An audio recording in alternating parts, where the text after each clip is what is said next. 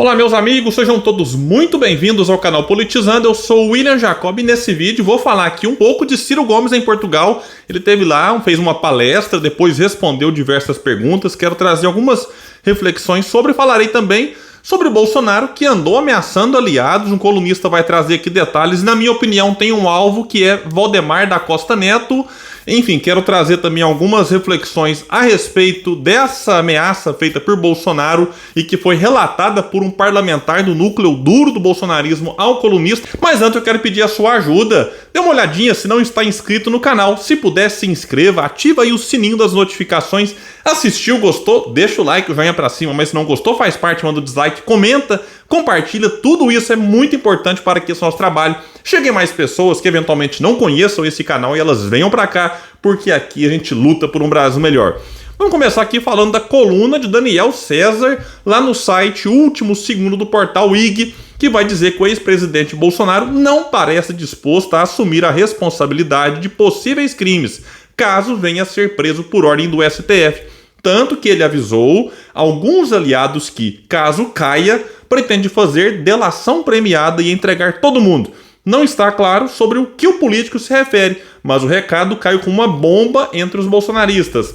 Segundo uma fonte confirmou à coluna, a afirmação de Bolsonaro se deu na semana passada, pouco depois do imbróglio envolvendo a falsificação da carteira de vacinação do ex-presidente, levá-lo a ser alvo da operação da Polícia Federal. O político recebeu o apoio publicamente e também no particular, mas não recebeu bem as manifestações e optou por ir para o embate. E Bolsonaro é conhecido, em alguns momentos em que ele ficou acuado, ele decide ir para o embate. Quem não se lembra, por exemplo, da live que ele abriu de madrugada, em que ele detonou a Globo, chamou o Globo de Globo lixo, enfim. Teve outros momentos também em que ele chamava a imprensa lá no Planalto e esbravejava para defender o próprio Mauro Cid ainda na presidência, quando o Mauro Cid foi alvo ali de uma investigação que ainda está transcorrendo lá no STF. Teve momentos em que ele atacou, partiu para o embate contra o seu ex-ministro Sérgio Moro, quem não se lembra disso, chamando até de traidor e tudo mais. Teve também o embate contra o Mandetta e outros ministros que saíram. Então Bolsonaro tem realmente esse perfil de, quando se sente acuado, partir para o embate. É claro que na presidência, com o poder na mão, com a caneta BIC, ficava mais fácil. Agora, fora da presidência, sem o foro privilegiado, ele tem que tomar muito cuidado com aquilo que ele vai falar, vai fazer, porque agora ele é um alvo aí, muito mais fácil do que antes. E aí, vejam só o que disse um parlamentar que faz parte do núcleo duro do bolsonarismo, segundo traz aqui a coluna. Ele, Jair, deixou claro que se for preso, mais gente vai cair junto, porque não vai segurar o rojão sozinho. De acordo com essa fonte do colunista, a ameaça foi num grupo de mensagens que tinha deputados, senadores e até o presidente do PL, Valdemar da Costa Neto, e o clima pesou no mesmo instante. O temor dos bolsonaristas é de que o ex-presidente faça denúncias contra aliados para tentar se livrar da prisão e proteger membros das Forças Armadas. Os militares estão a salvo, porque o Bolsonaro é fiel à caserna e não entregaria nenhum deles. Mas deputados, senadores e ex-ministros estão com as barbas de molho, garantiu a fonte e conversou com a coluna sobre a condição de sigilo. E vai destacar que entre os parlamentares mais próximos de Bolsonaro, no entanto, a ameaça não foi para valer. Eles enxergam que tudo foi dito no calor do momento e com o ex-presidente sob pressão. Além disso, existe a aposta de que o discurso aconteceu como forma de pressionar, vejam bem, os legisladores e também caciques de partidos a se movimentarem para protegê-lo e impedir a prisão. Aqui, para mim, está a chave da questão, porque é o seguinte, e para mim o principal alvo dessas ameaças é o Valdemar da Costa Neto, que também não é nenhum novato na política, pelo contrário, já está aí há muitos anos e o pessoal conhece como é que ele age. E é o seguinte, opinião pessoal minha, o Valdemar é conhecido por ser uma figura com rabos presos nos corredores de Brasília, digamos assim. Tem telhado de vidro. E aí, a própria ex-esposa do Valdemar, que mora nos Estados Unidos, vive expondo alguns podres dele. Enfim, ela vive também fazendo algumas ameaças. E qual que é a tática, na minha opinião, de Bolsonaro, caso a informação do colunista seja verdadeira? Vamos partir do princípio que ele não estaria aqui mentindo. Na verdade, assim, ele traz aqui o que ouviu da fonte. E vamos supor que a fonte tenha dito a verdade, que houve de fato essa ameaça. Na minha opinião, qual que é a tática, se isso que for verdade? É fazer com que o Valdemar atue no STF para protegê-lo. Já que o Valdemar tem bom trânsito entre membros do STF, diferente de Jair. ou o Valdemar, ele tem também bom trânsito entre outros caciques, né, políticos que têm esse bom trânsito no STF. Então é meio que assim, peraí, né, o Valdemar, se eu cair, você cai junto. Então é como se o Valdemar tivesse agora que atuar nos bastidores. A gente sabe que, infelizmente, a política, né, a questão no judiciário tem muita decisão que é tomada por influência política, enfim. Então, isso aqui não me parece, assim, tanto delírio de quem disse isso pro colunista. Aqui vai dizer, né, que o risco de ser preso existe, né, de Jair, como já antecipou a própria coluna. Até o próprio Bolsonaro já deixou claro o temor.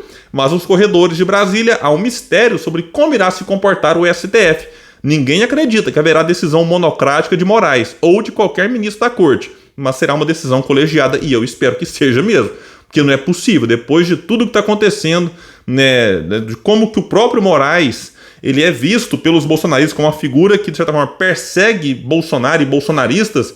Se Bolsonaro for para cadeia por conta de uma decisão do Moraes, vai simplesmente dar mais munição, né, para os bolsonaristas. E também isso aqui valeria para outro ministro qualquer. É que Moraes hoje, né, é o alvo preferido deles, no passado já foram outros. Agora, se tiver que prender, que seja feito tudo da forma correta, decisão aqui, né, colegiada, sem deixar nenhuma brecha para que Bolsonaro no futuro, daqui 1, 2, 3 anos, né, saia como vítima. Daqui a pouco tem, né, movimento Bolsonaro livre, hashtag nas redes sociais.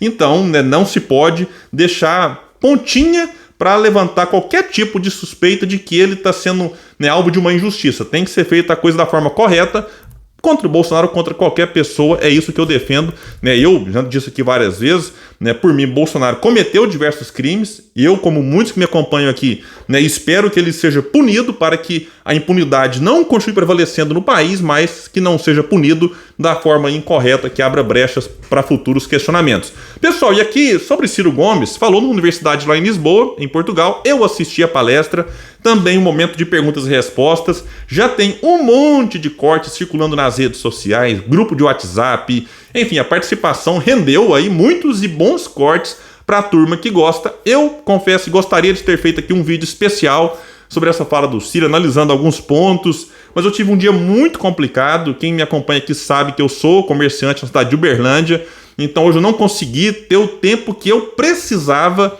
para falar, né, sobre a participação do Ciro lá em Portugal. Foram ali praticamente 2 horas, né, tocando em muitos pontos importantes. Então eu adianto que gostei do que eu vi.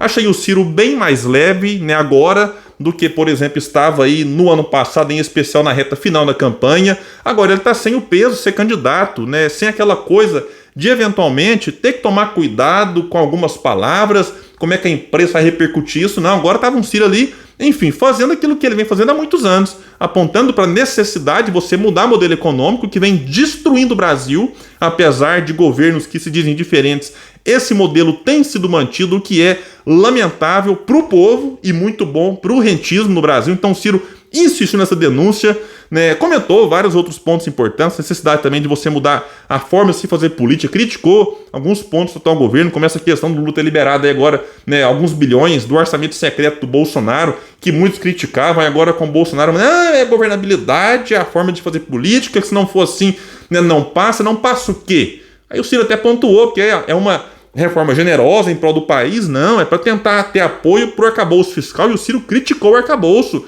É melhorzinho do que o teto de gastos? O Ciro confirmou isso, até porque é difícil ter alguma coisa pior que aquilo, né? Mas longe de ser o que nós de fato precisamos, o Ciro pontuou isso, além de outras questões importantes. Eu quero até depois, quem sabe, eu vou tentar aqui me organizar. Final de semana também é mais complicado, eu tiro um tempo maior para ficar com a família. Eu quero tentar me organizar para trazer um vídeo sobre alguns detalhes ali em relação ao que o Ciro disse lá em Portugal, mas insisto, ele apontou os problemas, as soluções, avaliou alguns pontos do governo Lula, já tem muitos cortes. Eu vou deixar aqui no comentário fixo o link para quem quiser assistir. O próprio canal do Ciro, né, transmitiu essa participação dele muito bacana, já está assim com a quantidade de visualizações muito boa. Eu acredito que vai aumentar muito mais, porque tinha já 4, 5, 6 meses que o Ciro, né, não estava falando sobre o cenário, né, nacional, e a gente sabe que independente, né, de quem votou no Ciro ou não, né, isso aqui é inclusive uma dica que eu deixo, independente se você votou no Lula, no Bolsonaro, na Simone, na Soraya, no Padre Kelmo,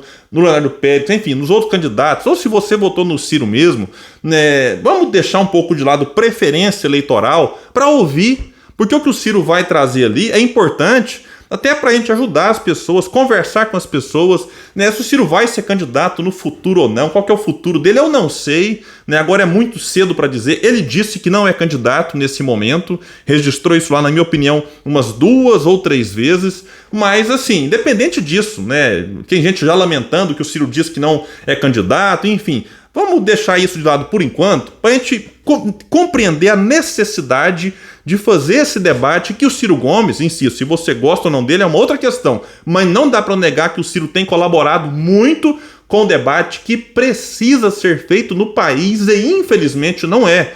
Pouquíssimas pessoas, pouquíssimos políticos, né, têm, né, acrescentado ao debate, né, em relação a pautas super importantes, né? O que a gente vê no Brasil hoje, infelizmente, é um vazio de propostas, de projeto de país. Não se tem projeto de país, é só projeto de poder. Aí entra um, sai outro, melhora um pontinho aqui, piora outro ali. E o sistemão financeiro, né, com seus tentáculos na grande mídia, também nos partidos políticos, vem mantendo essa estrutura perversa que pune o povo que trabalha, o povo que produz e beneficia uma pequena minoria, que entra governo, sai governo, essa pequena minoria vai se dando bem. E o Ciro tem denunciado isso, não é de hoje. Renovou essas denúncias lá em Portugal, trazendo alguns detalhes ali, enfim, em relação aí ao novo governo, com essa proposta de arcabouço fiscal, insisto, que ele criticou lá.